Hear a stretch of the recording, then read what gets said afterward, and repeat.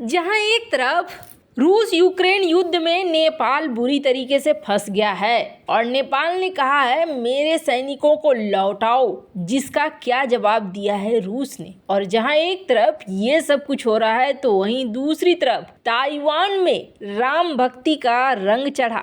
Screen पर एक tweet देख सकते हैं आप। जानेंगे जियोपॉलिटिक्स में क्या कुछ चल रहा है, जानने को आपको बहुत कुछ मिलेगा। आइए जानते हैं इन खबरों को विस्तार से। बात करें रूस यूक्रेन युद्ध की तो ये युद्ध इतनी जल्दी खत्म नहीं होने वाला है। अब तो एक और बहुत भयानक कांड हो गया है। रूसी नियंत्रित पूर्वी यूक्रेन के दोनेस्क शहर में भीड़ भाड़ वाले एक बाजार पर हमले में कम से कम 25 लोगों की मौत हो गई है। इसके अलावा कम से कम 20 लोगों के घायल होने की खबर है। यह हाल के दिनों में सबसे जोरदार हमलों में से एक माना जा रहा है। ये शहर जंग के मोर्चे से 20 किलोमीटर दूर है। इस इलाके के रूस समर्थक नेता डेनिस पुशिलिन ने कहा कि हादसे में हताहत लोगों की संख्या और बढ़ सकती है। उन्होंने कहा कि गोले यूक्रेनी सेना द्वारा दागे गए हैं। रूस के विदेश मंत्री ने इस हमले को नागरिकों के खिलाफ बर्बर आतंकी हमला करार दिया है और इसकी निंदा भी की है। अभी तक यूक्रेन ने इस घटना पर किसी प्रकार की प्रतिक्रिया नहीं जताई है। मॉस्को और कीव दोनों ने एक दूसरे पर पिछले 2 महीने में नागरिक क्षेत्रों पर हमलों में तीव्र वृद्धि का आरोप लगाया है। रूसी मीडिया द्वारा साझा किए गए वीडियो में टूटे हुए स्टोर फ्रंट और टूटे हुए शीशे देखे जा सकते हैं। इसके साथ ही पास में सड़क पर शव भी पड़े हुए दिखाई दे रहे हैं। आपको बता दें, दोनेस्क शहर और पूर्वी यूक्रेन के विशाल क्षेत्र पर 2014 में रूस समर्थित हथियारबंद समूहों ने नियंत्रण कर लिया था और इसके बाद से इसके एक हिस्से पर रूस का कंट्रोल है। यूक्रेन और रूस के बीच युद्ध में सबसे अधिक संघर्ष दोनेस्क में है। इस बीच सूचना मिल रही है कि नाटो शीत युद्ध के दौर के बाद से अपना सबसे बड़ा व्यापक सैन्य अभ्यास शुरू करने जा रहा है। इस युद्धाभ्यास स्टीड फास्ट डिफेंडर 2024 के नाम से जाना जाएगा। इसका उद्देश्य यूरोपीय सहयोगियों, विशेष रूप से रूस के पड़ोसी देशों और गठबंधन की पूर्वी सीमाओं पर स्थित यूरोपीय सहयोगियों के साथ अमेरिकी सेना का तालमेल बढ़ाना है। इस युद्धाभ्यास में लगभग 90,000 सैनिक भाग लेने के लिए तैयार हैं। युद्धाभ्यास में नौसेना के 50 से अधिक जहाज शामिल होंगे, जिनमें विमान वाहक से लेकर विध्वंसक तक शामिल हैं। 80 से अधिक लड़ाकू जेट, हेलीकॉप्टर, ड्रोन भी हिस्सा लेंगे। जमीनी टुकड़ी में 1100 लड़ाकू वाहन शामिल होंगे। 133 टैंक, 533 पैदल सेना से लड़ने वाले वाहन शामिल हैं। इस अभ्यास में पोलैंड में नाटो की त्वरित प्रतिक्रिया बल को तैनात करने और बाल्टिक राज्यों जर्मनी, नॉर्वे, रोमानिया जैसे कमजोर क्षेत्रों को सुरक्षित करने पर विशेष ध्यान दिया जाएगा। इतने बड़े पैमाने पर किए जा रहे युद्धाभ्यास को लेकर यह अनुमान लगाया जा रहा है कि नाटो भविष्य में रूस के साथ संभावित टकराव की तैयारी कर रहा है। खैर, जहां ये सब कुछ हो रहा है वहीं एक तरफ नेपाल में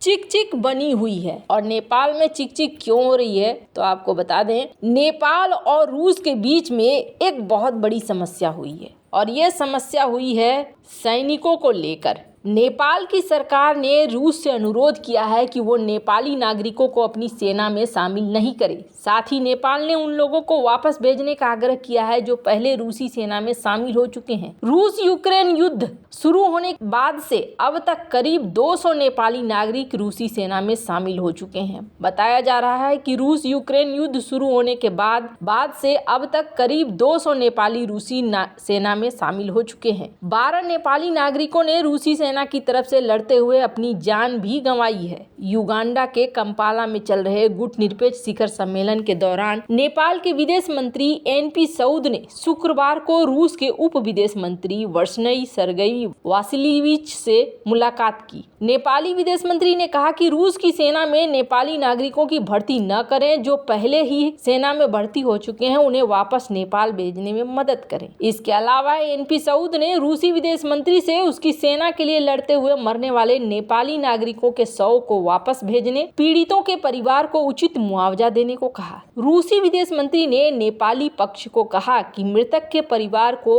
रूसी कानून के अनुसार मुआवजा देने की व्यवस्था की जाएगी। साथ ही उन्होंने ये भी आश्वासन दिया कि नेपाल की चिंताओं को दूर करने के लिए पहल की जाएगी। रूसी उप विदेश मंत्री ने द्विपक्षीय संबंधों को आगे बढ़ाने पर बात कही, लेकिन आपको बता दें, स्क्रीन पर आप आर्टिकल देख सकते हैं। ऐसा माना जा रहा है कि रूस लौटाने वाला नहीं है फिलहाल के लिए तो।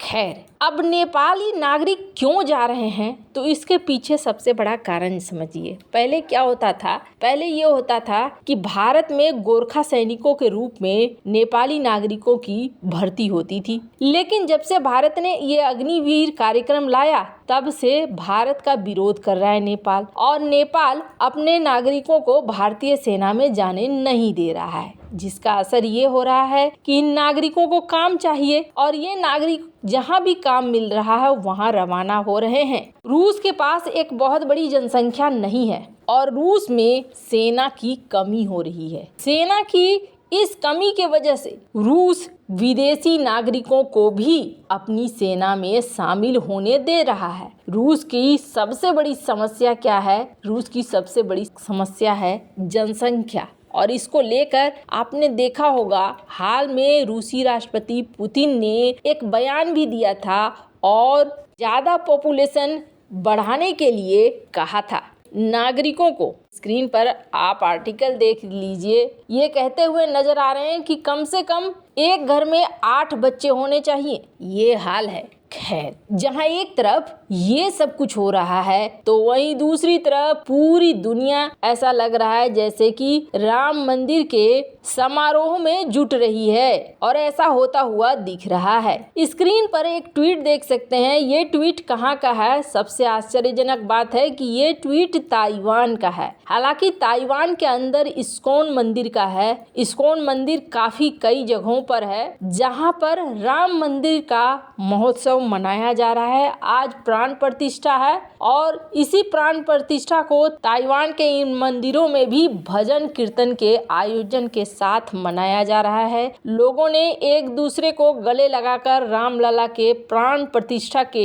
उत्सव की बधाई दी है। अलग अलग सांस्कृतिक कार्यक्रम हो रहे हैं और इस आयोजित समारोह में श्रद्धालुओं को राम धुन गाते हुए देखा जा रहा है। स्क्रीन पर इन तस्वीरों को देख सकते हैं आप। आध्यात्मिक माहौल में भजन कीर्तन में डूबे लोगों को देखकर माहौल राममय हो गया है। स्थानीय लोगों के मुताबिक ऐसे आयोजनों से भारतवंशियों के मौजूदगी के कारण ताइवान के साथ गहरे होते सांस्कृतिक संबंधों का प्रमाण मिलता है। इंडियन एसोसिएशन ऑफ ताइवान ने कहा है कि अयोध्या में प्राण प्रतिष्ठा समारोह की लाइव स्ट्रीमिंग का इंतजाम किया जा रहा है। समुदाय से जुड़े सदस्य अपने घरों से भी समारोह देख सकेंगे और राम भक्ति के रंगों में सराबोर हो जाएंगे। खैर, चाइना को ये बिल्कुल भी अच्छा नहीं लगेगा कि भारतीय संस्कृति के साथ ताइवान जुड़ रहा है। वैसे आपको बता दें, अगर कहीं आपके मन में लग रहा होगा कि चाइना में क्या इस्कॉन है या नहीं है, तो आपको बता दूं, चाइना में भी इस्कॉन मंदिर है।